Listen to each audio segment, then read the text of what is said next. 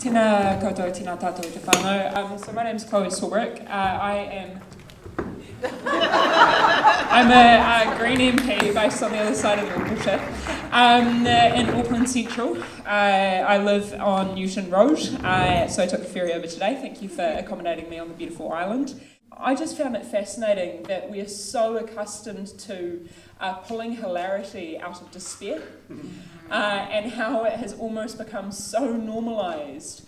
And the idea that we are all leaning into the fact that we're almost in this nihilistic state of how awful everything is. And I think that that's not good enough. I think that we deserve to demand better. So it is my job to introduce the panel, and then we will facilitate a conversation. So we have Helen White, Labour candidate for Auckland Central there. We have Pippa Coombe, Waitemata Council candidate. Paul Carew from Waiheke Community Housing Trust. We have here Sue Watson from WaiConnect. Rurumu Te Tanefa from Living Waters, and down the end Kieran Leone, who is Ngāti Poa, Ngāta Koto, Ngāti Kuri and City Vision ADHB and Local Board Waitemata candidate. If you guys can just briefly introduce, I guess, your kaupapa and the perspective that you're bringing to the discussion tonight. Kia ora koutou. My name's Corinne Leone and I'm standing for the Waitemata Local Board and the Auckland District Health Board. In terms of my kaupapa and why I'm here tonight, I'm very proud to say as a Māori wahine from Ngāti Pawa that I can see that there are a lot of opportunities in terms of our place here on the island. As a lot of you would know, we've got a big farm down the other end of the island, and I think there are significant opportunities to look at social housing. We know that Ngāti Whātua have already done that really well over in Ōrākei, and so that's an example of what we could be doing going forward. So that's just one whakaaro from me. Kia ora.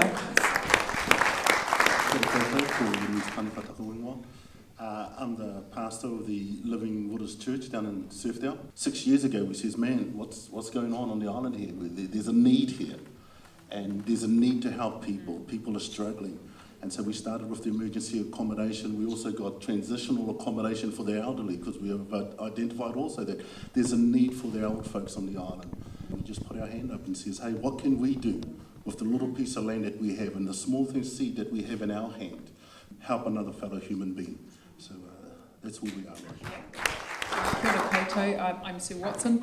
I think I'm here because Amelia couldn't make it. But when I moved to the island, I don't know, maybe 6 years ago, I was already involved in a couple of quite large community housing organisations in Auckland. So we're housing hundreds of people and have a big building program going on in Auckland, a couple of $100 million, where we're building houses for some of the poorest people in Auckland using a particular funding structure that was available through government, which has changed recently. Mark Inglis and I, who Mark works for the local board, many of you will know him, did a piece of research because we wanted to put some data points around people who are vulnerably housed on this island and what does that picture look like.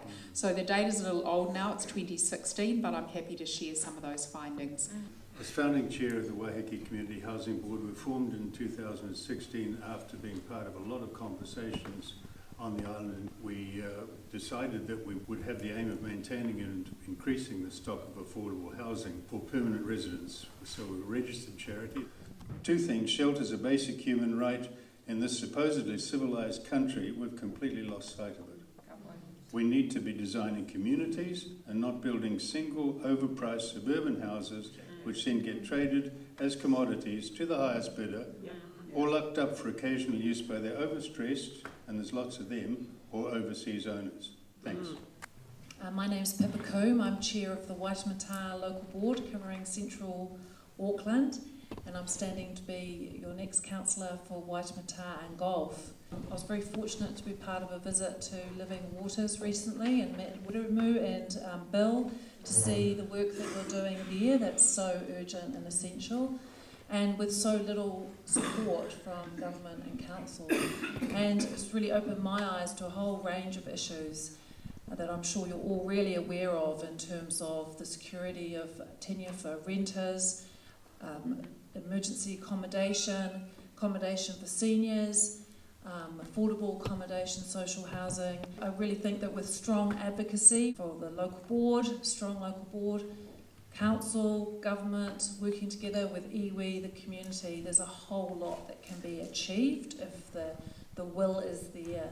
So I'd really like to be part of that mahi and working for you. Thank you. My name is Helen White. I stood in Auckland Central last election as a candidate, and I'm actually next on the list, so I could end up in Parliament. The real standout issue on this island was really rental housing.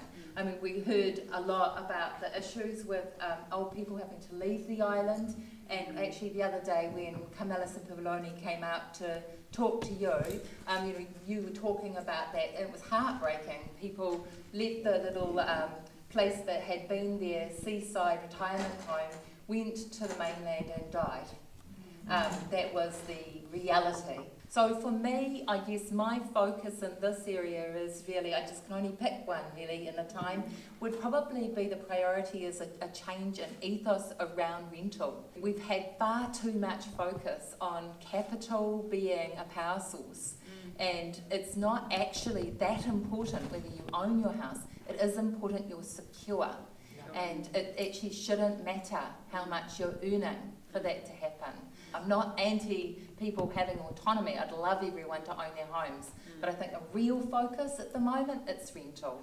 Just reflecting on some of the things that we've heard from all of the panellists, Bob said that we think that we own the land, but land in fact owns us. And I feel as though this is the conversation that we've been starting to shift around the notion of the economy. So whilst I think, reflecting on Bob's point, that legality is actually not a reflection of morality or of ethics. It's in fact a reflection of power. And for far too long, for longer than I've been alive, that power has been largely in the wrong hands in terms of the types of influence that we have seen, particularly with housing becoming a commodity, as opposed to a place that people can call home.